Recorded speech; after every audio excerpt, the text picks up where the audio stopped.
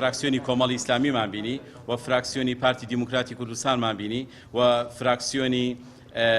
یەکێتی نیشتیمانی کوردستانمان بینی هەموو ئەو پەرلەمانتارانەی کە لێرە بوون بینیمانن قسەمان لەگەڵکردن ئەمڕۆ ئەمانەیە ئێمە لە زاری جەنابی سەرۆکی پەرلەمان و سەرجەم فراکسیۆنەکان و ئەندامانی پەرلەمان مژدە بین بە کەمەندامانی کوردستان بە هەموو کەمەندامانی کوردستان بڵین ئەو دڵە ڕاوچەیە یا ئەو دەنگۆیی کە هەبوو لە یاسای چاکسازیدا موچەی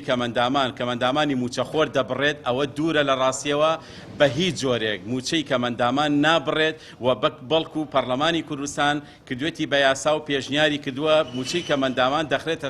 دەکرێت بە مخەسەسات و دەکرێتە سەر موچەی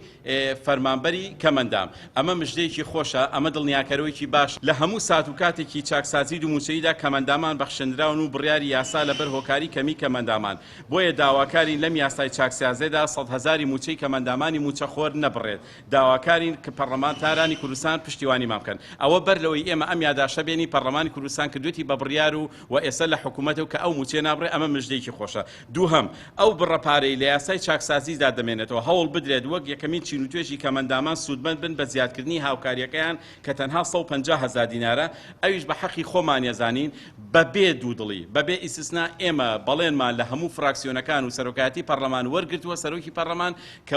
بەڵێنیاناوە هەر کاتێ یاسای چاکسازی تەواو بوو ئەو بڕەپارەی گەڕایەوە کەمەندامان حەقی شەرعی خۆیانە وەکو یەکەمین چین و توێژ موچەکەیان بۆ زیاد بکرێت لە 150,000 بۆ ڕێژەیەک